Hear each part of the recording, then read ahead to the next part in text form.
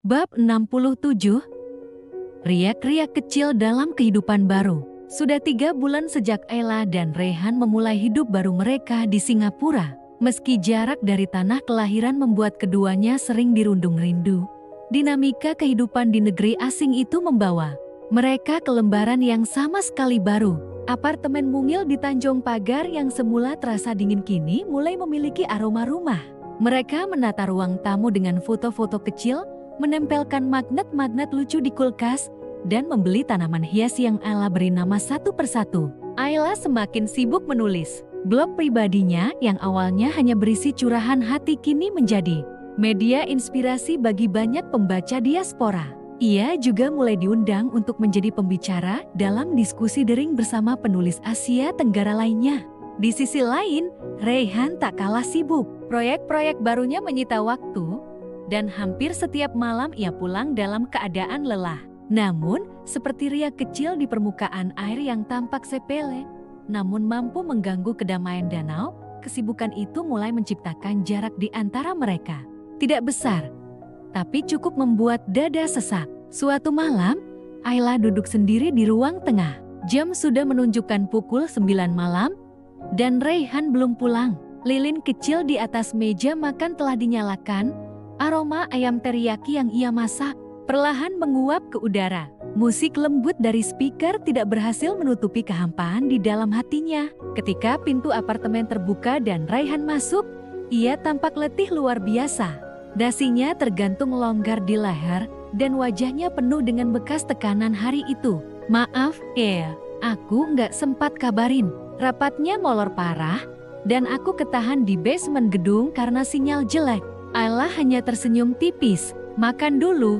Ya, aku udah masak. Mereka makan dalam diam.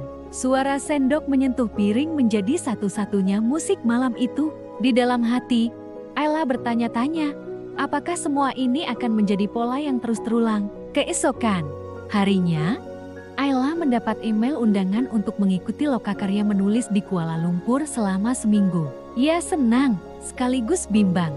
Di satu sisi, ini peluang besar, tapi di sisi lain, ia takut pergi di saat hubungannya dengan Rayhan sedang tidak stabil.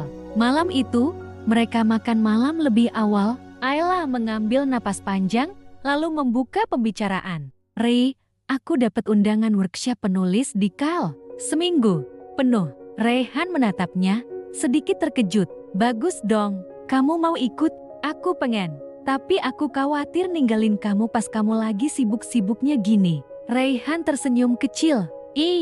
Kita sama-sama dewasa. Aku bisa urus diri sendiri. Kalau ini penting buat kamu, ambil. Aku bangga kamu berkembang. Ayla merasakan kehangatan di balik kata-katanya. Ia mengangguk. Kamu yakin? Yakin. Nanti kita bisa tetap video call tiap malam. Kita tetap terhubung. Perjalanan ke Kuala Lumpur bukan hanya menjadi kesempatan profesional bagi Ayla, tetapi juga menjadi ruang bagi dirinya untuk merenung.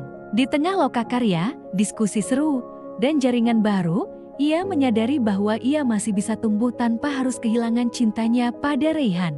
Sementara itu, Rayhan mencoba bertahan dengan rutinitas barunya sendirian. Namun, malam-malam terasa panjang dan sunyi. Ia merindukan suara tawa Ayla, kehangatan pelukannya, bahkan bau kopi yang biasa dibuat istrinya di pagi hari. Hari kelima, ia mengirimkan voice note. Aku baru sadar, rumah ini sepi tanpa kamu, langkah kakimu, suara ketikan laptopmu, semuanya, aku kangenin. Ayla menjawab dengan video singkat dari balkon hotel. Senyum di wajahnya membuat Rayhan merasa lebih tenang. Aku juga kangen, tapi aku senang kamu jujur. Aku juga belajar banyak di sini. Kita lagi berkembang, Ray, dan aku bangga karena kita tetap saling percaya. Hari Ayla kembali pun tiba. Di Bandara Changi, Rayhan berdiri dengan bukit bunga matahari di tangan.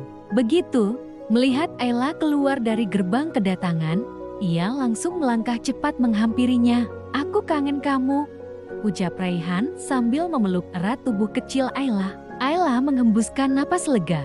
Aku juga. Rasanya kayak pulang ke pelukan yang paling aman. Malam itu, mereka menghabiskan waktu di balkon apartemen.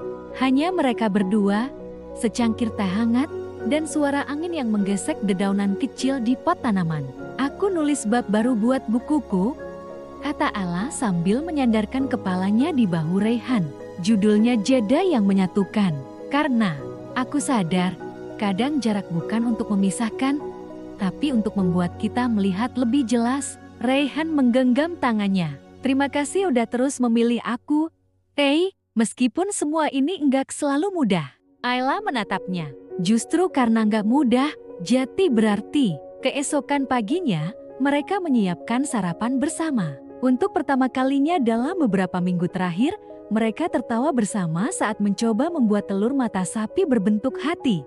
Gagal, dan akhirnya menyerah dengan tawa yang lepas. Mungkin, pikir Ayla, kehidupan pernikahan memang bukan soal romansa yang mewah setiap hari, tapi tentang siapa yang tetap tinggal, yang tetap memilih, dan yang tetap menggenggam tanganmu, meski dunia terus berubah.